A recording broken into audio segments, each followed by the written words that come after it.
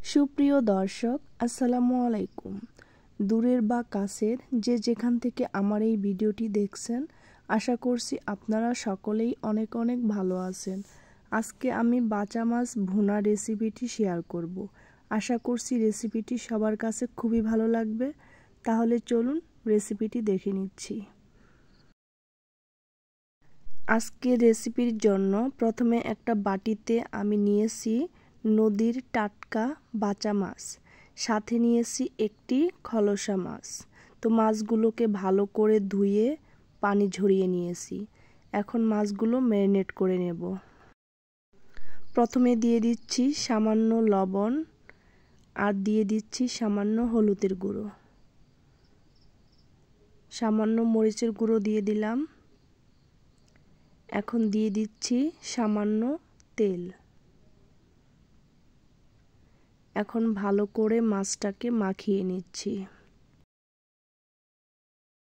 তো এই দেখুন আমি মাছটা ভালো করে মাখিয়ে নিলাম। তো মাছটা মাখানো হয়ে গেছে। এখন মাছটা এক সাইডে রেখে দিচ্ছি। চুলায় একটি প্যান বসিয়েছি। এখন এখানে দিয়ে দিচ্ছি 1/4 কাপ রান্নার তেল। এখন তেলটাকে ভালো করে গরম করে নেব।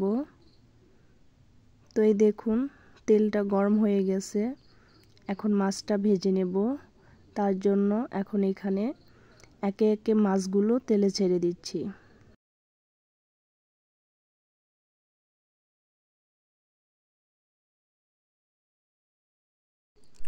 তো এই দেখুন আমি সবগুলো মাছ দিয়ে দিলাম। এখন এভাবে কিছুক্ষণ অপেক্ষা করব। বেশ কিছুক্ষণ পর আমি মাছগুলোকে উল্টে দিচ্ছি।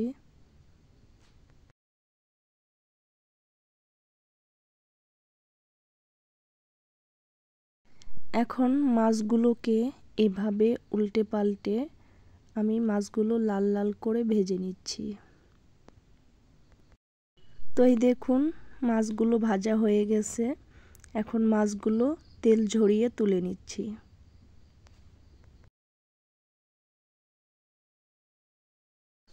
এখন এই তেলের মধ্যে দিয়ে দিচ্ছি 1 কাপের চেয়ে একটু কম পেঁয়াজ কুচি নিয়েছি। আমি এখানে দেশি পেঁয়াজ নিয়েছি। এখন এই পেঁয়াজটাকে হালকা ব্রাউন কালার করে ভেজে নিচ্ছি।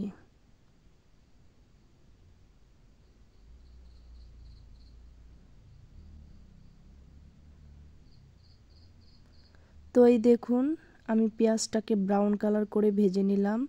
তো পেঁয়াজটা ভাজা হয়ে গেছে। এখন এখানে দিয়ে দিচ্ছি 1/2 চা চামচ আদা বাটা, 1/2 চা চামচ রসুন বাটা। এখন এই আদা রসুনটাকে পেঁয়াজের সাথে কিছুক্ষণ ভেজে নিচ্ছি। তো আদা রসুনটাকে ভেজে নিলাম। এখন এখানে দিয়ে দিচ্ছি কিছু পেঁয়াজ বাটা। এখন পেঁয়াজ বাটাটাকেও পেঁয়াজের সাথে কিছুক্ষণ ভেজে নিচ্ছি। তো এই দেখুন আমি পেঁয়াজ বাটাটাকে কিছুক্ষণ ভেজে নিলাম। এখন এখানে পানি দিয়ে দিচ্ছি। আমি যেই বাটিতে মাছ মাখিয়ে রেখেছিলাম সেই বাটিটা ধুয়ে একটু পানি দিয়ে দিলাম। দিয়ে ভালো করে নেড়ে চেড়ে মিশিয়ে নিচ্ছি। এখন এখানে গুঁড়ো মশলা অ্যাড করব। তার জন্য প্রথমে দিয়ে দিচ্ছি সামান্য হলুদের গুঁড়ো, 1/2 চা চামচ মরিচের গুঁড়ো, 1/2 চা চামচ ধনিয়ার গুঁড়ো আর দিয়ে দিচ্ছি 1/2 চা চামচ জিরার গুঁড়ো। স্বাদ মতো লবণ দিয়ে দিলাম। এখন সবগুলো উপকরণ ভালো করে নেড়ে চেড়ে মিশিয়ে নিচ্ছি।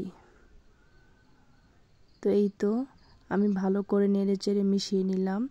এখন মশলাটাকে আরও ভালো করে কষানোর জন্য আমি এখানে আরও একটু পানি দিয়ে দিলাম। এখন ভালো করে নেড়ে চেড়ে মিশিয়ে নিচ্ছি। তো মেশানো হয়ে গেছে। এখন ঢাকনা দিয়ে ঢেকে মশলাটাকে আরও কিছুক্ষণ কষিয়ে নেব। তো এই দেখুন মশলা থেকে তেল ছেড়ে দিয়েছে, তার মানে মশলাটা কষানো হয়ে গেছে। তো আমি এখন একটু ভালো করে নেড়ে চেড়ে নিচ্ছি। তো ভালো করে নেড়ে চেড়ে নিলাম। এখন এখানে দিয়ে দিচ্ছি ভেজে রাখা মাছ। তো মাছটা দিয়ে আবারও ভালো করে নেড়ে চেড়ে 1 মিনিট কষিয়ে নিচ্ছি।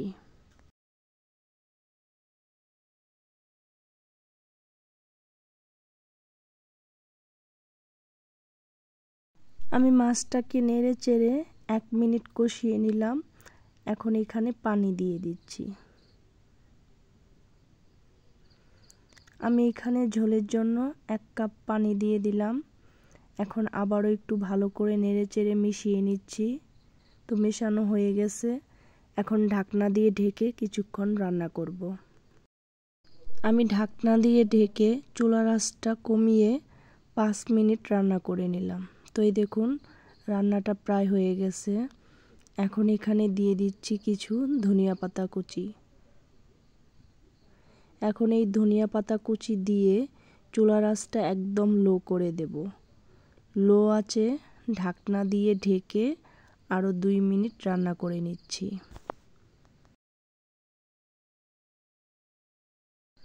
ফিরে এলাম 2 মিনিট পর। তো এই দেখুন তৈরি হয়ে গেল বাচা মাছ ভুনা রেসিপি। তো ভিডিওটি ভালো লাগলে লাইক কমেন্ট শেয়ার করবেন। আমার চ্যানেলটিকে সাবস্ক্রাইব করে চ্যানেলটির পাশেই থাকবেন। ধন্যবাদ সবাইকে এতক্ষণ আমার ভিডিওটি দেখার জন্য।